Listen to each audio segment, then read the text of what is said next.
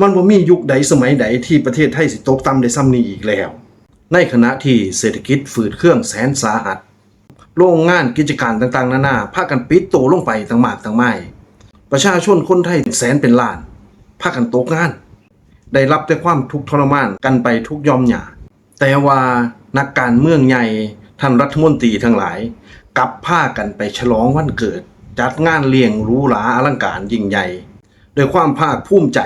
ในอำนาจในวาสนาในบารมีในการที่เจ้าของมีทรัพย์สลิงข้านมากมายมันน่าสังเวชใจขณะที่ชายแดนไทยกองทัพกัมพูชาพากันย่าตาทัพเข้ามาประชิดเขตแดนโดยที่กองทัพไทยเฮ็ดอีหยังบ่ได้แม้แต่สิปิดด่านชายแดนก็บ่สามารถเฮ็ดได้เพราะผู้เป็นใหญ่ในฝ่ายรัฐบาลสั่งเอาไว้ว่าไม่ให้ใครปิดด่านโดยที่ท่านบ่ได้เบิ่งเลยว่ากัมพูชาเขาบ่ได้สนใจหาอีหยังเขายกทัพกันมาต่างๆนานามากมายแล้วผู้ใดสิรับประกันความปลอดภัยให้ประชาชนคนชายแดนใดเกิดทหารกัมพูชาพวกนั้นลักลอบเข้ามาทั้งปล้นทั้งฆ่าทั้งลากผู้หญิงไทยไปข่มขืนเสียจังไดไผสิรับผิดชอบได้กองทัพไทยสิปกป้องไหวหรือ ต้องบ่ลืมนะ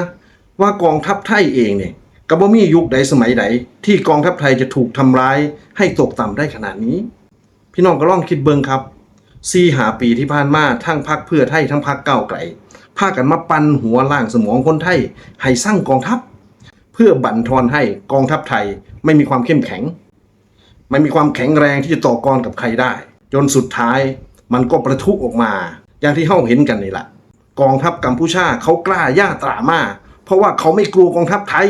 เขามั่นใจว่ากองทัพไทยถูกทำให้อ่อนแอมาตลอดเขาจึงได้กล้ามาท้าทายขณะที่รัฐบาลไทยก็บอกแต่ว่าเจรจาห้ามึงนี่เขาไม่ได้สนใจเลยเขาต้องการบุกเข้ามาฆ่าเราสิเฮาเฮ็ดจังไดพี่น้องคนไทยมันบ่มียุคใดสมัยใดที่ประเทศไทยสิตกต่ำได้ซ้ำนี้อีกแล้วเฮามีปัญหาหลายทั้งศึกภายนอกแล้วก็ศึกภายในศึกภายนอกนี่เฮายังพออุ่นใจเพราะว่าจังไดกองทัพไทยก็สู้ได้พี่น้องคนไทยมั่นใจได้ว่ากองทัพไทยไม่ยอมให้ใครมารังแกเราฟรีๆแน่ถ้าใครจะบุกเข้ามามันก็น่าจะบาดเจ็บล้มตายกลับไปไม่น้อยเหมือนกันเพราะฉะนั้น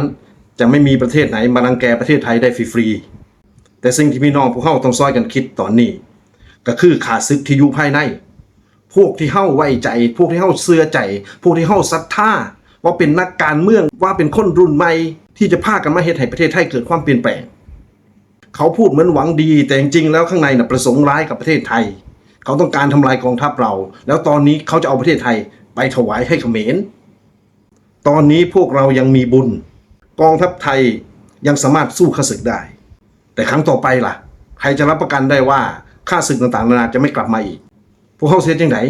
สมัยหน้าสิพากันกาให้บ่สิสรรเสริญพรรคเพื่อไทยสิสรรเสริญพรรคก้าวไกลให้มากยิ่งใหญ่ให้มาปกครองพวกเขาต่อไปบ่พ่อแม่พี่น้องก็ต้องซอยกันคิดให้ดีแล้วล่ะว่าเราจะรักนักการเมืองอย่างไรรักมากแค่ไหนรักมากขนาดถวายประเทศไทยให้เพื่อนบ้านรักมากขนาดให้ท่านทำลายประเทศไทยเราลงไปเลยเหรอ